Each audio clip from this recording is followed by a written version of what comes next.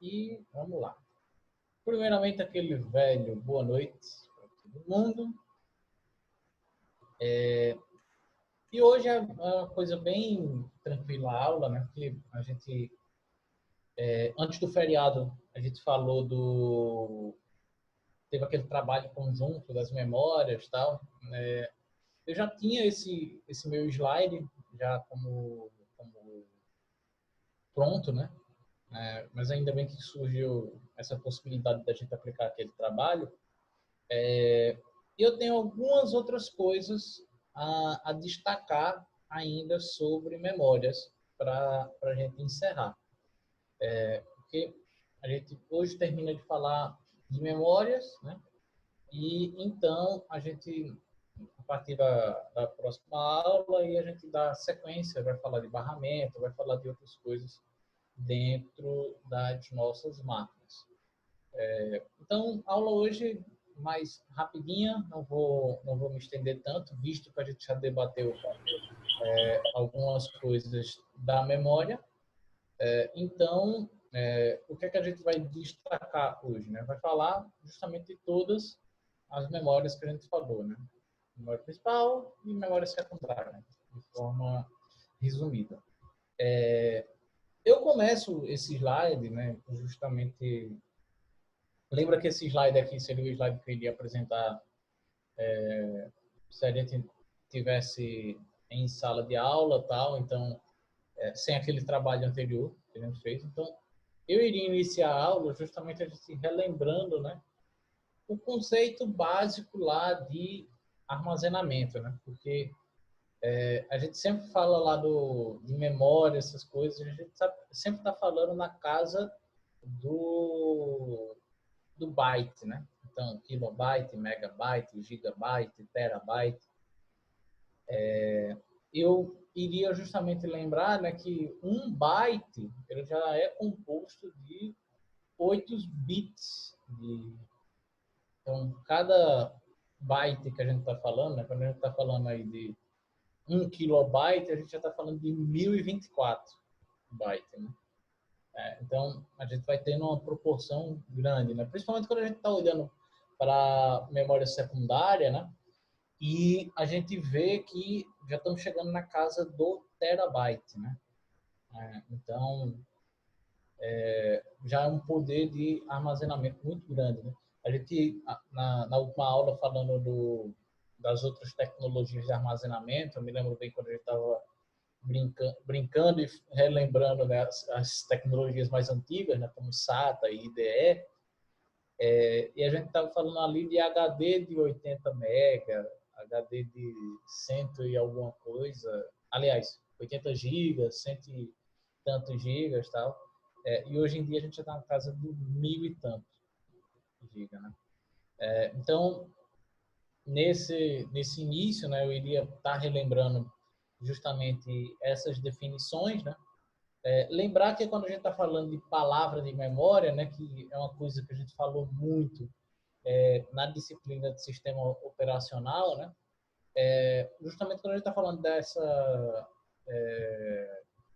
palavra, né, a gente está falando de como isso é organizado lá na memória, né? Por exemplo, a gente está falando, por exemplo, que uma máquina ela é de 30, tem uma arquitetura de 32 bits ou de 64 bits.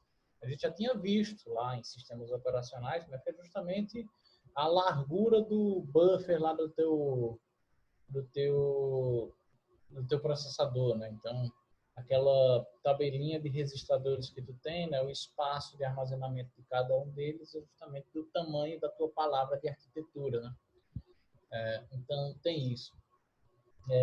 Quando a gente está falando aqui dessa parte de unidade endereçável, né, aí também a gente faz uma ponta com o que a gente viu lá em sistemas operacionais, visto que lá em sistemas operacionais a gente viu que a gente teve, né, ao longo da evolução dos computadores algumas abstrações de memória, né? Então, se tu lembra computadores lá da primeira geração, por exemplo, né, que tu não tinha um distanciamento de nível de máquina nulo, basicamente, né? Tudo era feito a baixo nível. Então, tu tinha desafio, né? Quando tu ia utilizar uma memória, tu acaba utilizando o recurso como um todo, né? Não havia uma multiplexação, né? Ou seja, tu dividir os teus espaços, teu espaço de memória ali para que alguns processos, né, alguns trabalhos acabassem utilizando como forma a gente tem hoje, né? A gente tem uma memória primária que ela é de acesso aleatorizado, né? Então, tu acaba tendo essa possibilidade hoje em dia, né? Antigamente, principalmente quando tu tinha a utilização de uma memória que o armazenamento era em fita, por exemplo, tu já tem uma grande diferenciação quando tu tinha esse trabalho de acesso nele era diferente do que a gente tem hoje, né? Um acesso randômico, um acesso aleatório. Mas quando a gente tinha as memórias em fita, a gente tinha um acesso de maneira sequencial. E isso é uma das coisas que a gente vai relembrar daqui a pouco nesse slide. Mas o que eu quero falar nessa parte aí de endereçamento de memória é justamente a forma que tu tá controlando os acessos e as divisões de trabalho dentro dessa memória, né? Como eu vinha falando, quando tu não tinha esse controle, né, não tinha essa abstração para tu endereçar a memória, tu basicamente dedicava todo o recurso para um trabalho. E hoje em dia a gente sabe que não é isso. A gente acaba dedicando, esse é um recurso compartilhado em que vários processos, vários trabalhos podem estar fazendo uso. Então, por isso que a gente tem essa coisa de endereçamento de memória. E só para lembrar aquela ponte que eu estava fazendo com o sistema operacional, né, a gente viu desde essa parte que não tinha abstração até quando a gente viu a virtualização de memória, né? A gente viu lá a parte de paginação, o uso lá de molduras, página virtual, etc. Então, tudo isso acaba entrando aí como esse tópico de endereçamento de memória. E também a gente pode dizer, né, que dentro da memória, né, a gente tem essa parte da transferência, né, que, na verdade, são justamente as características que a gente pode ter, né, dentro dela.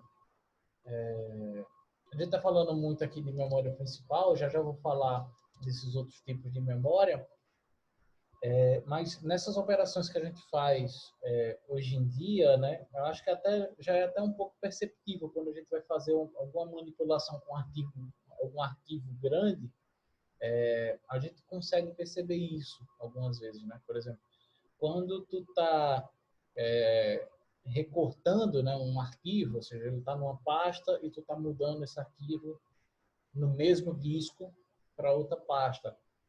Geralmente essa ação é uma ação rápida, né? Porque você de fato não vai estar movendo os bytes desse arquivo no teu disco, né? Você só vai basicamente estar mudando o apontamento, né? Antes pertencia a uma determinada pasta e passa para outra pasta.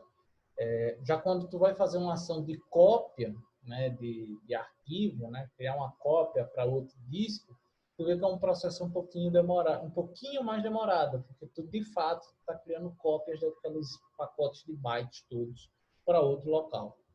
Então essa parte de unidade de transferência também fala dessa quantidade de bits aí que tu pode estar transferindo, né, de uma memória para outra, tá? Eu particularmente eu já vivi isso um pouco, né, que eu me lembro quando eu nerd que sou, né? Fui para uma campus party e eu me lembro de estar lá com aquela minha fila de torrents, baixando as séries que eu queria ver.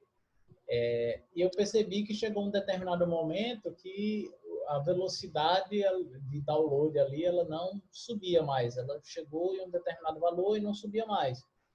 Sendo que eu fazia o teste de conexão na internet e eu conseguia ver que a velocidade era maior do que aquela que eu estava baixando. Então, foi quando eu fui observar ali, né, as características da máquina e eu tinha observado que eu estava justamente batendo ali na velocidade de escrita do disco. É um computador mais velho, que é esse justamente que eu estou usando agora. Então, ele não tinha uma tecnologia tão rápida. A aula passada, quando a gente estava falando dessas tecnologias, né, de memória que a gente está tendo, a gente justamente debateu a nova, né, que foi o surgimento recente agora recente última década, né, apesar que a gente tem alguns casos mais para trás, né, como os meninos mostraram, né, mas de fato está vindo agora. O SSD, que a gente viu que é uma grande ferramenta aí em questão, um grande ganho, na verdade, né, na questão da velocidade, visto que a gente perde aquela coisa mecânica, né? Então, tu acaba ganhando tempo com aquilo ali. A gente vai falar hoje também um pouquinho, dar mais alguns detalhes daquele funcionamento do HD, né? Mas a gente lembra, né, que um disco rígido tradicional, né, ele tem tudo aquele aparato que faz a gente fazer as leituras dentro daqueles discos magnetizados com aquele braço de leitura. Então, tem essas características. Essa pirâmide não é a primeira vez que vocês vão estar vendo essa pirâmide. Arrisco a dizer que no curso também não vai ser a última vez que vocês vão ver essa pirâmide, que a gente fala de memória. E é comum a gente estar vendo, né, essas duas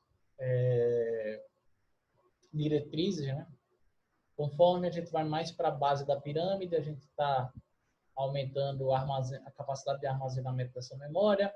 Quanto mais para o topo dessa pirâmide, a gente está aumentando o custo ou a velocidade dessa pirâmide, né? Então, a gente vai desde lá dos usos de registrador, que a gente tem, né? Que a gente sabe que são memórias que tem que ser rápidas, por isso, boa parte das vezes, o registrador ele é feito com o mesmo material que é construído a CPU, para justamente já não existir gargalo ali, né, nessa troca de informações.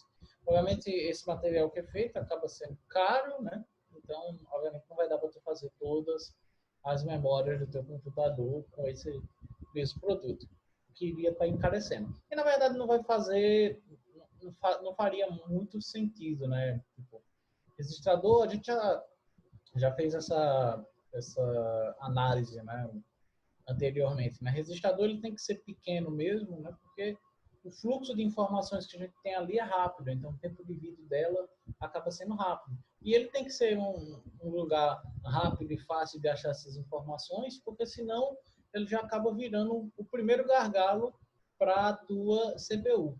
Na verdade, a gente vê, né, que ainda quando está na cache, beleza, ainda não é um gargalo tão grande, né? Mas a partir do momento que tu tem que buscar dados, né, numa memória principal, ou pior, né, uma memória que tu fez um swap, né? Então, basicamente, tu está indo para a memória secundária, de fato. Repara que aí é um trabalho que vai demandar um esforço maior do processador, né? Então, é interessante a gente estar olhando isso aí. Então, para analisar essas memórias de maneira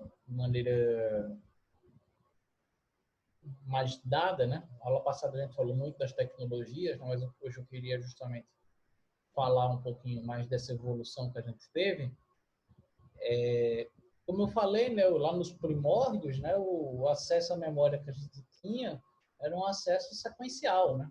E o exemplo que eu dei lá, né, de fita magnética, tá lá, né? Porque se eu quero ler uma informação, então, lá o que a gente fazia, né? Com, assistir um filme em uma fita cassete. Se eu queria chegar em uma determinada cena, né? Que eu quisesse ver uma determinada cena do filme, então eu teria que avançar a fita toda, ou seja, ir lendo tudo aquilo até eu chegar na cena que eu quisesse.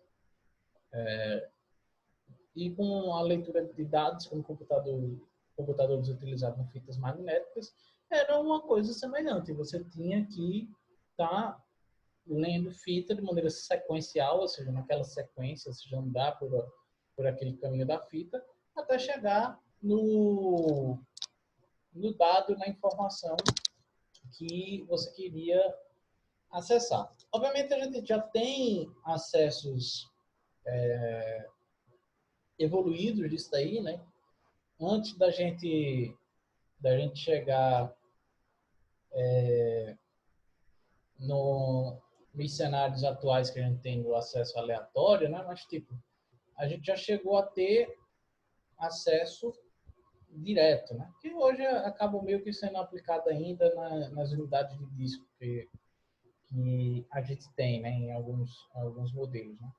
Onde tu vai ter, né, esse acesso diretamente através de um endereço específico que é único, baseado dentro da sua localização física. E é uma coisa que acaba acontecendo de maneira semelhante nos computadores hoje em dia, né? Principalmente quando tu vai lá no Windows, ele deixa bem claro, ele vai nomeando, né, cada disco, né, de maneira diferente. Se tu vai para o Linux também, né, tu acaba tendo, ele não nomeia, obviamente, os discos conforme a gente está acostumado no Windows, por exemplo, né? Disco C, disco D, disco tal.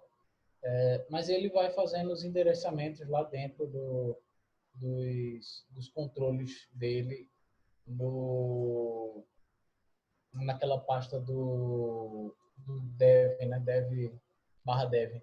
Que bota lá barra SD1, SDA1, SDA2, SDA3, dependendo aí da quantidade de disco. Então, tu sempre vai ter uma forma de tu estar endereçando esses caras, como ele coloca aí, né, um endereço específico e um endereço único, para que tu não tenha conflitos ou duplicidades com outros discos.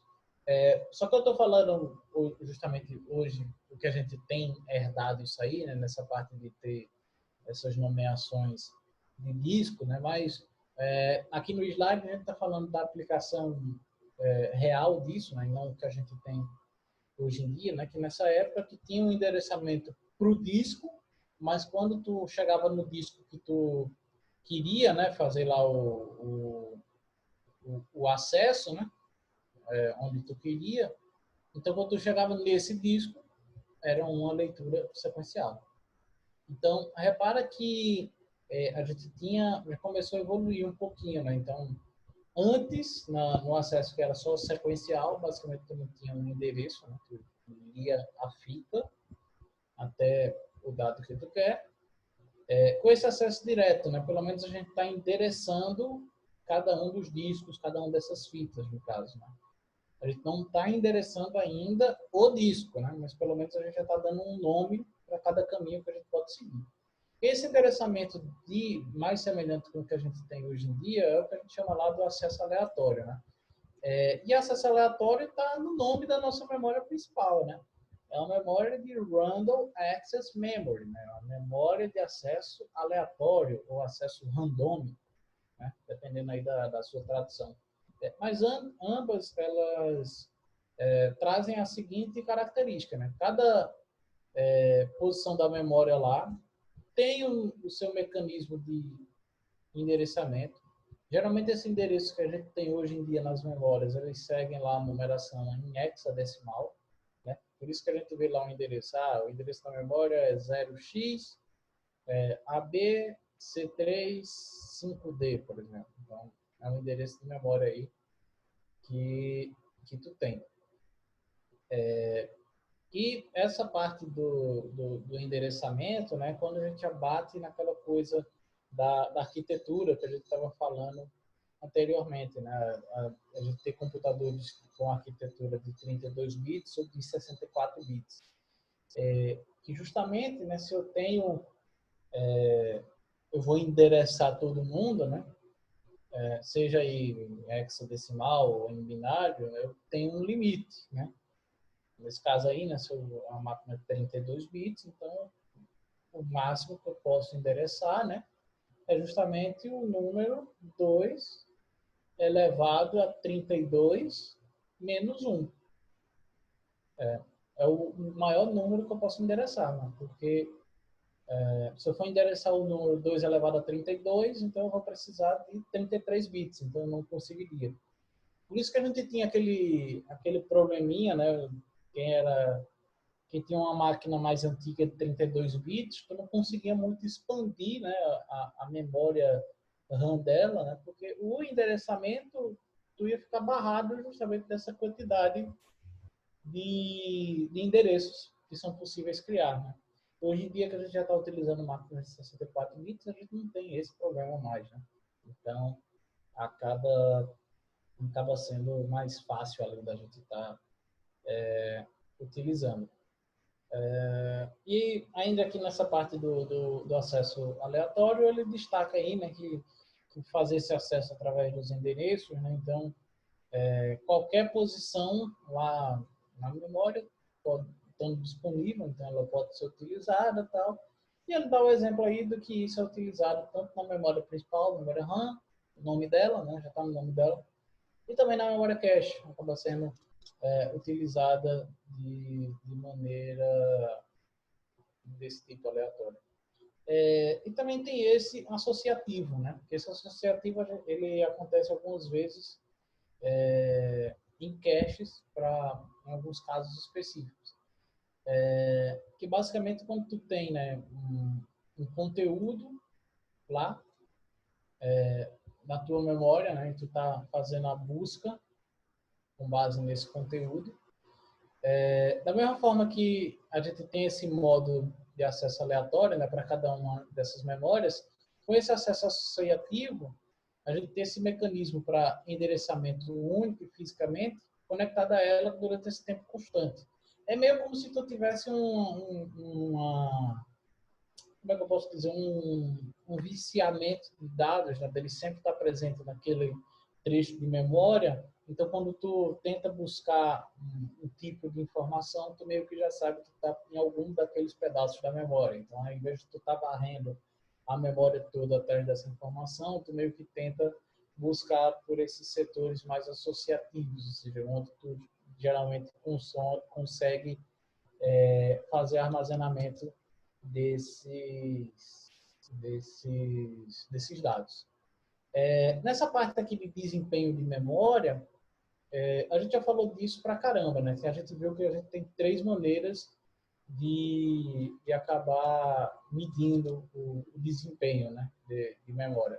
A gente falou disso que a gente está falando de desempenho dos processadores, né, das CPUs, né?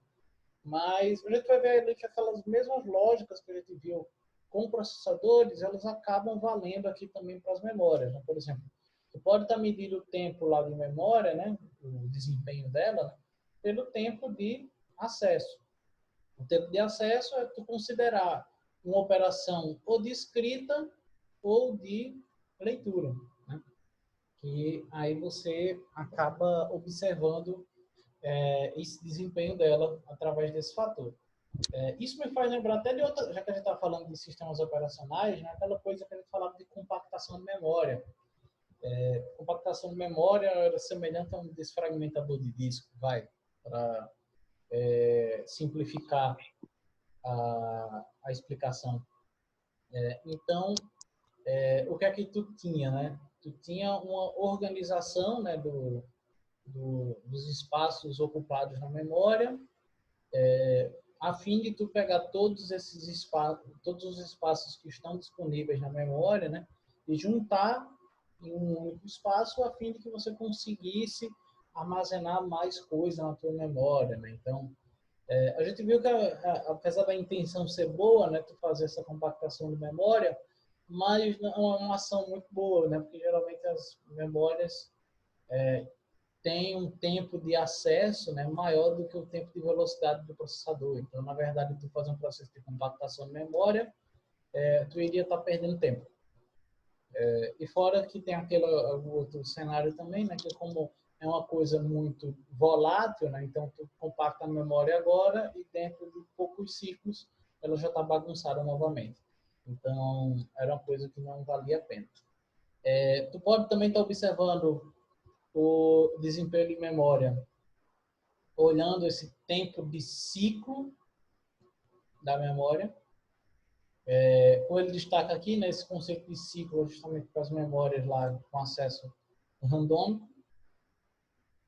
E esse tempo de acesso, né, é justamente esse tempo de ciclo de memória, né, é um tempo adicional que tu tem antes que o segundo acesso possa ser iniciado.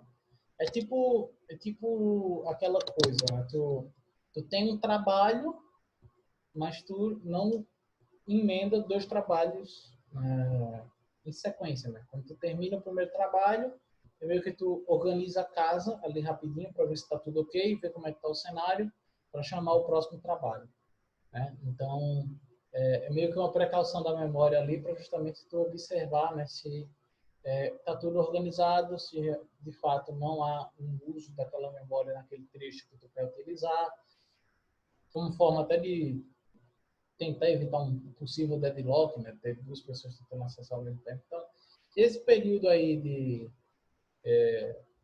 que a gente pode dizer que é um período de warm-up, né? Um período de aquecimento para o próximo processo, é o que a gente chama desse tempo de ciclo de memória. Nesse último tópico, eu dou até um exemplo aí do que pode estar sendo feito, né, nessa coisa do ciclo de memória, né? Por exemplo, eliminar eventuais transientes na linha de sinais, ou seja, alguma coisa que ainda está interferindo na memória ali, então tu esperar que isso passe, ou tu regenerar algum dado ali, né? Aí entra também aquele trabalho do que a gente já estudou de bit de paridade, né? Tu vai olhar no mapa de bit ali e ver se está tudo certinho como que está sendo representado. Se tiver alguma variação, a memória tem que manter esse estado limpo para que possa receber aí o próximo trabalho. E, obviamente, né, o que tu pode estar medindo a memória justamente com a taxa de transferência, né? E aí tem uma rápida fórmula aí, né, para tu ver, né? Onde tu observa, né, nessa fórmula, a gente ter esse tempo médio aí de leitura e escrita de bits, então tu vai ter que olhar o tempo médio de acesso, o número de bits que tu está transferindo, né? E mais essa taxa de transferência de bits por segundo. Então, gera essa fórmulazinha aqui em cima. E é uma fórmula bem semelhante àquela que a gente estava vendo para calcular a taxa de transferência em CPUs. Então, é a mesma lógica, né? Só que aplicada aí em outros dispositivos. Vale também lembrar, né, que as memórias elas são fabricadas aí sob diferentes hardwares e obviamente cada hardware desse possui um esquema de trabalho diferente. Lembrando, por exemplo, de memória principal, né, a gente sabe que sempre estão tudo guardado lá de maneira binária, né? Mas o que ele está querendo mostrar nessa figura, né? Porque a gente está falando dessa parte de controle de memórias, endereçamento e tal, aqui ele está dando um exemplo para a gente, né? Se a gente tivesse uma memória de 96 bits, né? Então, aquela coisa que a gente está falando da célula ou da palavra de memória, né?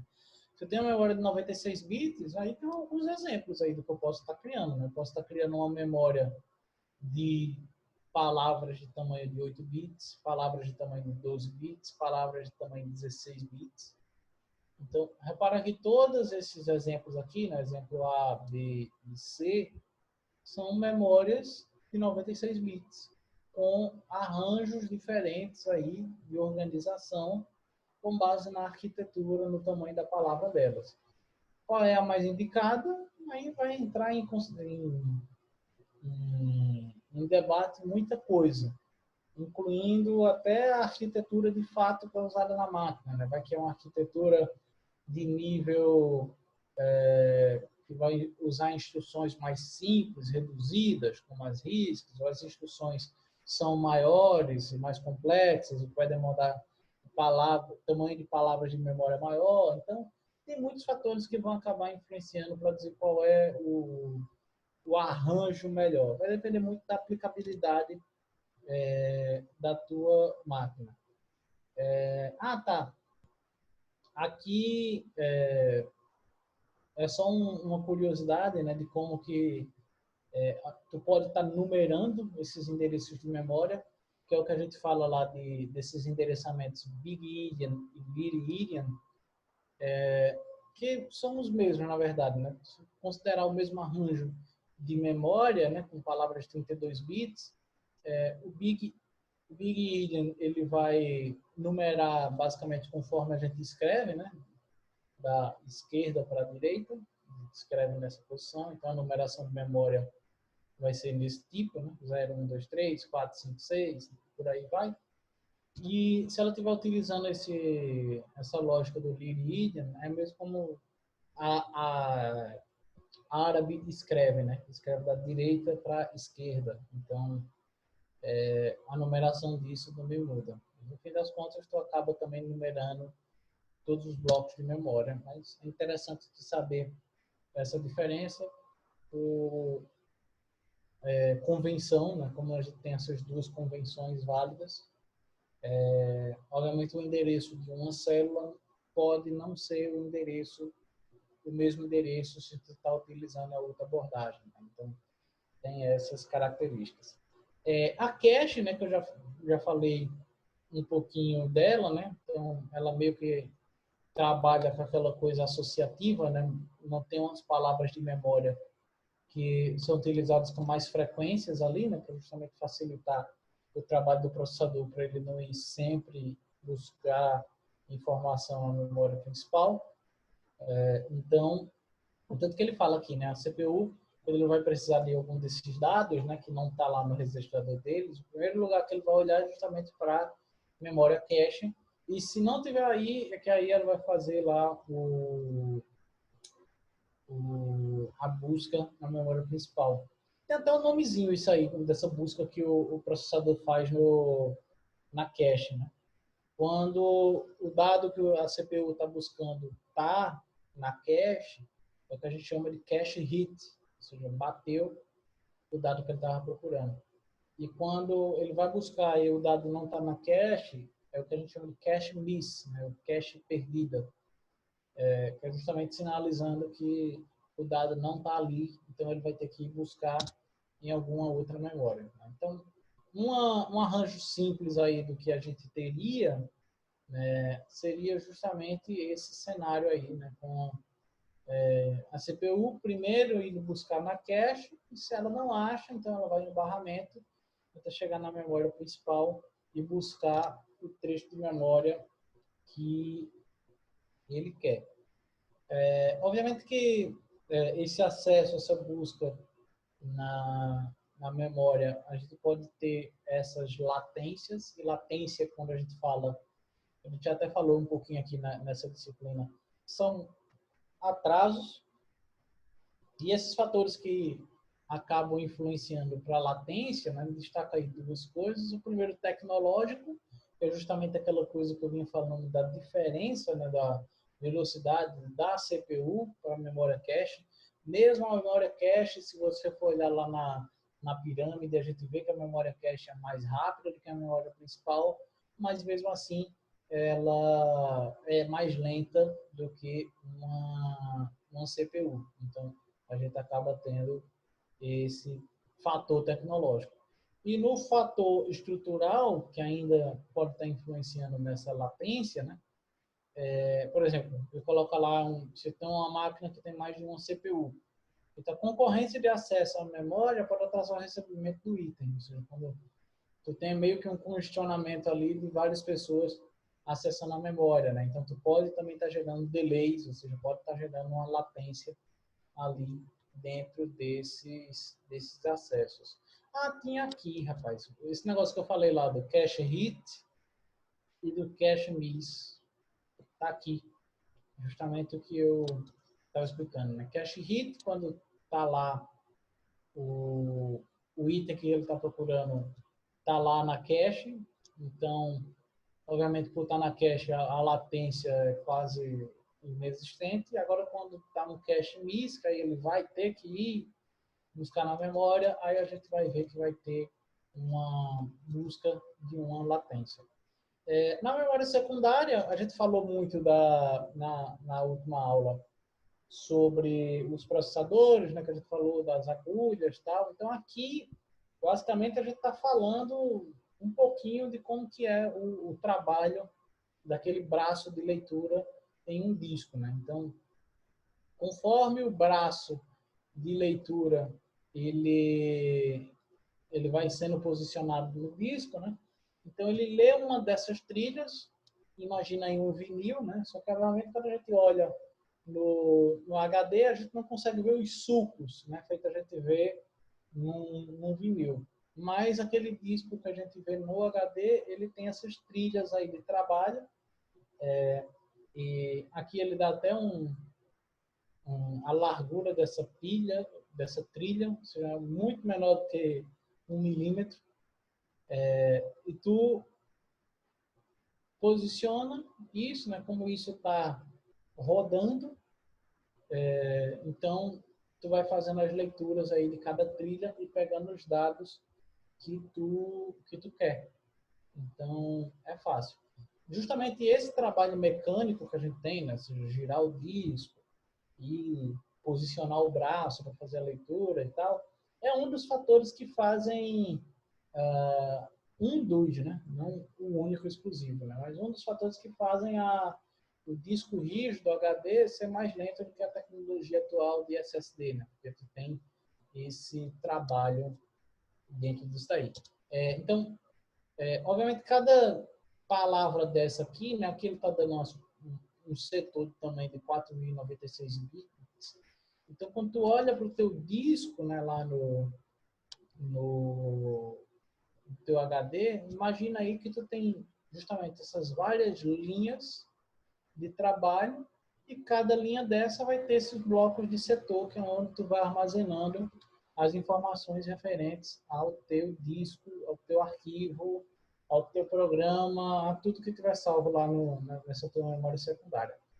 Então, tudo isso acaba fazendo parte desse uso, né, das memórias primárias e secundárias dentro disso.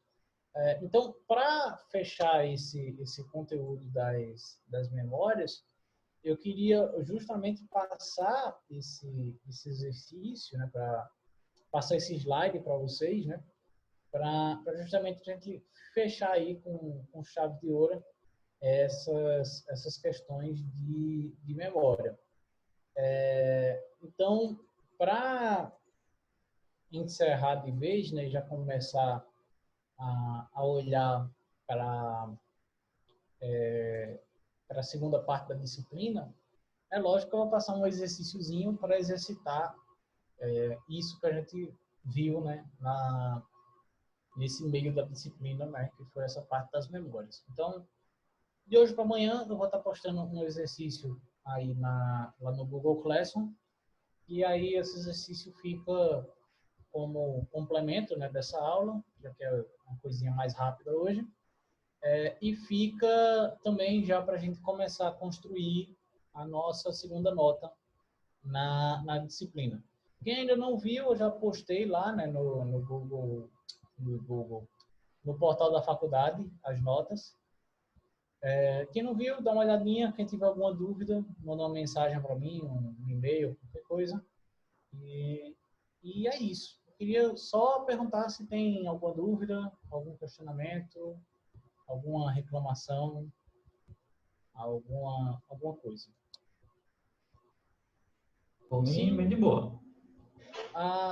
Gente, deixa eu perguntar, quem é que está com o nome 822917? Eu queria saber quem é que está no chat.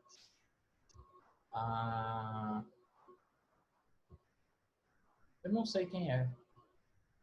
Eu estou olhando aqui no chat e tem alguém com esse nome, 822917. Sou eu. Eu Isadora. esqueci, eu entrei. Tá bom, Eu era só para esqueci de saber. colocar o nome. Era só para saber, para mim é no invasor. Não. Ainda não. Ainda não. E deixa eu perguntar uma coisa. Vai postar a aula quando? Vou. A gravação dela. Uhum. Tô gravando aqui. Ela é curtinha, mas vai estar. Já eu posto ela. Tá certo. Obrigada. De nada. Beleza? Essa aula eu só queria mostrar algumas coisas que vocês não tinham falado nas apresentações, então deixa claro isso aí. Mas a grande prática que eu quero propor hoje é justamente o exercício que eu vou passar. Fiquem tranquilos, eu não vou botar o prazo de entrega desse exercício para a semana que vem. Eu vou colocar algumas semaninhas, 2 ou 3 no máximo, para vocês responderem o exercício. E aí, próxima aula, a gente começa de fato um assunto novo, falando de barramento. Beleza? Então, por hoje, é só uma linha curta, rapidinha, para vocês não ficarem com raiva de mim, que eu passo muito trabalho. E é isso. Obrigado mais uma vez. Boa noite para todo mundo.